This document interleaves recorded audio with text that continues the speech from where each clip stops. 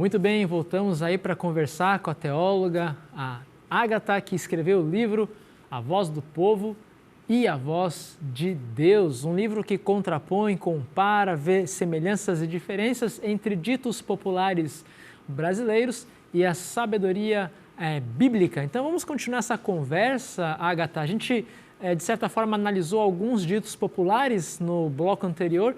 Queria fazer uma pergunta. O público-alvo desse livro, quando você escreveu, você pensou em quem? Em quem? A pessoa principal é Jesus. Eu, na verdade, parto de Jesus e busco os provérbios populares a partir do comportamento que eu vejo em Jesus. Logo na introdução do livro, eu faço uma reflexão, especialmente no Brasil, a gente vive num contexto de muita aceitação do termo Deus, né? O brasileiro é um tanto religioso e, de forma geral, falar de Deus, né? Deus é Pai, só por Deus, são expressões bem comuns na nossa cultura. Mas Jesus é específico, Jesus não é genérico, né? Quando se fala de Deus, o que se pensa? Uma energia, uma força, um arquiteto? Cada um pode pensar numa coisa, mas quando a gente pensa em Jesus, ele é Deus de forma muito específica e muito real e muito didático. Então, realmente é a partir do comportamento de Cristo que eu analiso os ditados populares brasileiros. Que interessante, então tem, digamos assim, uma inspiração cristológica, né? Você de casa, cristológica é algo que se refere a Jesus, né? E você aponta, né, Cristo como verdadeiro Deus, né? Então é o Deus que tem face, né? Tendo né, o pensamento em Jesus, e você analisa aí os ditos populares, né? Quem lê esse livro e pertence a uma outra cultura, ele vai ser abençoado também, Ágata? É interessante essa questão, porque realmente o ditado que a gente está sempre analisando, ele é da cultura brasileira, mas ele faz sentido em muitas outras culturas. Agora, Jesus não era brasileiro, né? Jesus, ele nasceu numa região geográfica bem específica, né, no Oriente Médio, num momento histórico bem longínquo do que a gente está experimentando agora, né, cerca de 2000 anos, e ele experimentou uma outra cultura, só que as características de Jesus, elas são supraculturais, porque elas vão além do que a cultura específica pode desfrutar, porque Jesus, ele age de acordo com princípios e valores eternos, então eles podem ser transportados para outras culturas. Então, como ele é o modelo principal de análise, o livro é válido para qualquer origem cultural, porque Jesus vai ensinar como se deve viver independente da sua cultura. E uma das razões de Jesus estar em destaque, além dele ser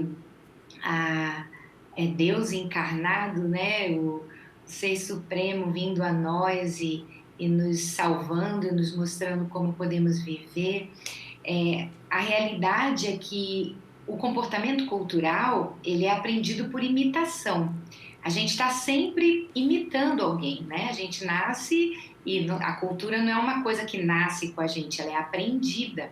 Ela é aprendida pela nossa observação, pelo nosso convívio. Então, se a gente precisa imitar alguém, o meu convite é que o herói, né, o modelo a ser imitado seja Jesus. É seguro imitar Jesus. E a verdade é que cada capítulo do livro termina com esse questionamento, né? Se você deseja ser como Jesus, se você aceita esse desafio de viver como Jesus além da sua própria cultura. É interessante, né? Jesus como modelo de ética, de comportamento, né? E de certa forma também nós temos o Jesus que morre na cruz em nosso lugar, né? Que além dele talvez ser o modelo aí do caminho que nós podemos seguir, por ele ser Deus, né? Talvez um modelo inalcançável por nós, mas certamente o livro ajuda também a gente a ver a Jesus como aquele que se entrega por nós para pagar os nossos pecados, né? E, Ágata, na Bíblia nós temos Jesus citando um ditado popular que eu acho que no Brasil temos um equivalente, não sei se você vai concordar. Ele usa ali, um profeta não é bem aceito na sua casa. E no Brasil a gente tem algo parecido como santo de casa não faz milagre.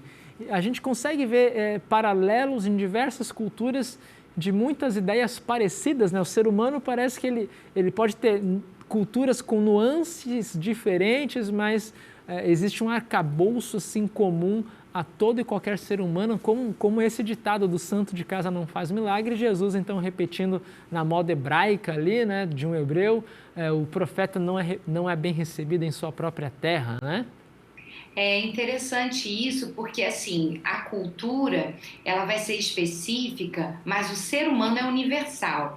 Então, a gente até diz que existem universais culturais. Existem algumas áreas que você vê presente no mundo inteiro com as suas variações, né? Então, no mundo inteiro a gente tem presença de família, é um universal cultural.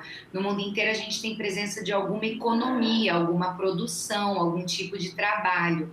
No mundo inteiro a gente tem alguma expressão artística, né? Toda cultura tem sua expressão artística, seu estilo de música, sua dança, seu artesanato. E daí no mundo inteiro a gente vai ter alguma expressão religiosa. A busca de Deus, ela é universal. Então, o ser humano, ele tem necessidades, carências, desejos comuns. Uma das razões que leva as culturas a serem diferentes dá-se até pela presença geográfica, né, e as condições naturais. Então, um lugar quente, tropical, vai desenvolver uma cultura geralmente mais extrovertida, mais externa, né? Você fica mais na rua, você tem mais contato com as pessoas, o tipo de roupa que você vai vestir, a alimentação tem a ver com a disponibilidade de recursos que você tem. Então, a cultura vai respondendo às necessidades humanas, que são universais, de acordo com os recursos existentes naquela localidade. Então, com certeza, né, pode-se dizer de forma diferente, usando elementos conhecidos, né? Jesus usava muitas parábolas que a gente não são necessariamente ditos populares, mas eram metáforas que usavam elementos culturais conhecidos. E até por isso, às vezes, a gente tem que fazer um esforço para entender um pouquinho melhor a cultura judaica do primeiro século, para entender o que Jesus queria dizer com o que ele estava ensinando. Mas o princípio norteador daquela metáfora, daquele ensinamento, ele é universal. E talvez os elementos tenham que mudar, né? Quem nunca viu neve não entende branco como a neve, né?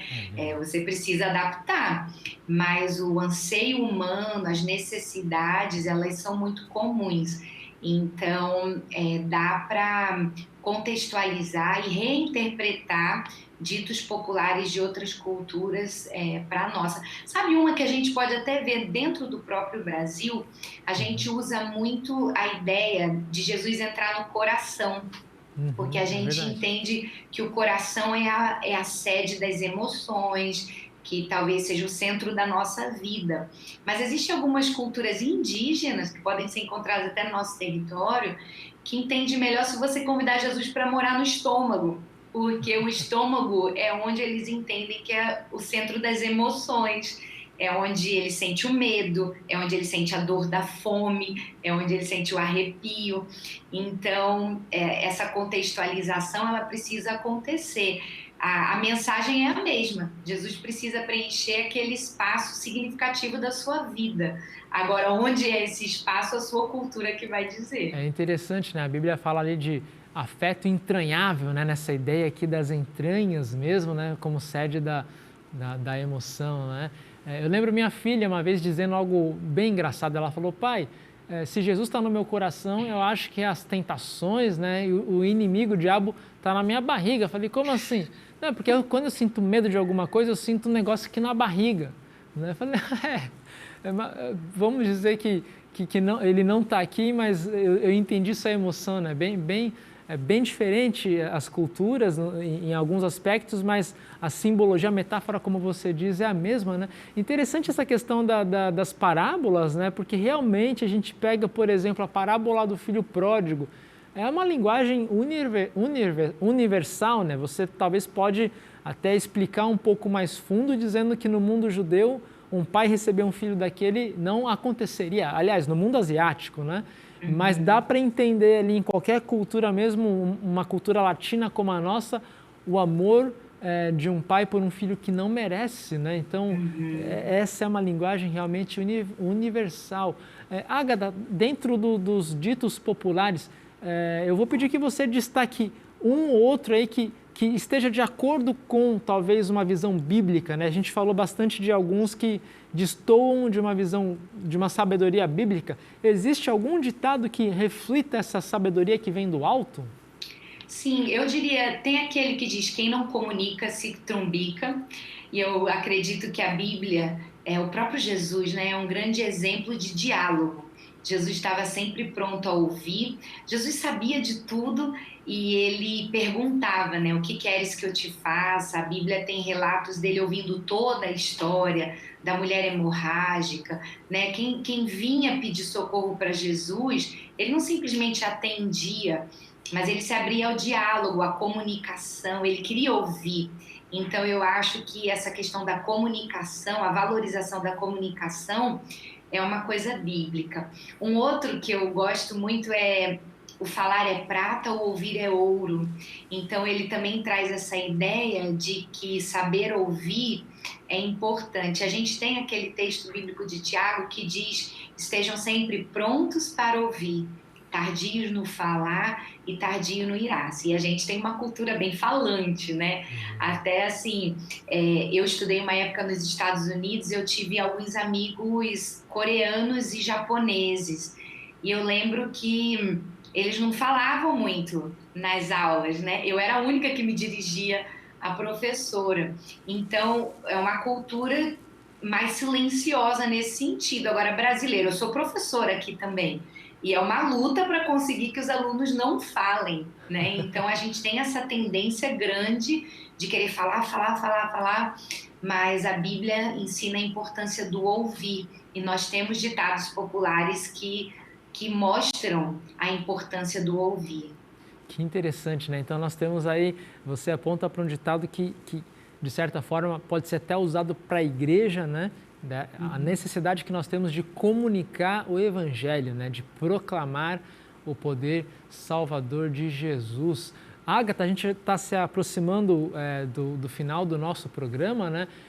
Eu vou colocar o link ali dos dois sites, porque o nosso povo aí de casa pode fazer a compra do livro. O título do livro é A Voz do Povo e a Voz de Deus. Então entre aí tanto no site de cima, que é mundocristão.com.br, você vai encontrar ali o livro, vai digitar na busca desse site, né, a Voz do Povo e a Voz de Deus, você vai logo cair no livro, e também na amazon.com.br você pode encomendar o livro ali e receber na sua casa, e é um livro muito interessante que analisa 20 ditados populares brasileiros, mostrando semelhanças e dessemelhanças, diferenças com a sabedoria que nós temos de Deus na Bíblia. Então é um livro muito importante, de uma leitura fluente, aponta para Jesus, um livro cristocêntrico, né? Mostra que Jesus é o nosso Salvador e também aquele que aponta o caminho que nós podemos seguir na nossa vida santificada. Enfim,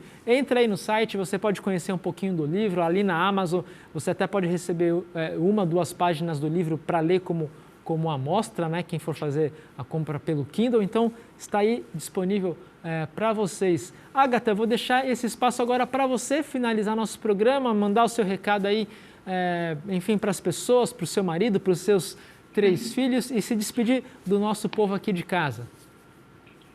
Gente, um prazer estar aqui, é uma alegria poder traçar esse diálogo com o nosso povo. Então, eu espero que esse livro traga bastante inspiração e motivação. Eu tenho a alegria de desfrutar dessa cultura brasileira tão calorosa, tão hospitaleira, tão prestativa, tão serva, que são características cristãs importantes, mas também reconheço que muitas vezes a hipocrisia e preguiça e essa tentativa de tirar vantagem em coisas que nós precisamos identificar e rejeitar.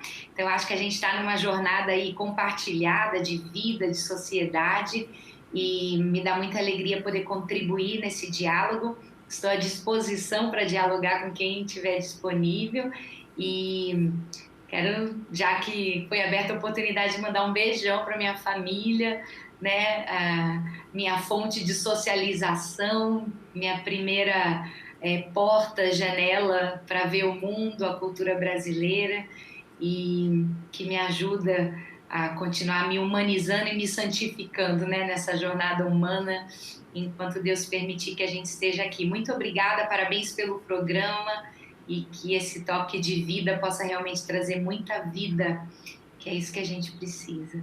Muito bem, muito obrigado, Agatha, pela sua presença. Você prontamente aceitou o convite, está aqui com a gente nessa semana, né? Nós agradecemos de coração e rogamos as bênçãos de Deus sobre sua família, sobre o seu ministério ali na Igreja do Nazareno. Que Deus proteja e abençoe todos vocês. E você aí de casa, então, muito obrigado pela sua presença. Envie a sua sugestão sobre nosso programa para o nosso WhatsApp, código 51, o número é 99637-7447. Um abraço, bênção de Deus a todos vocês.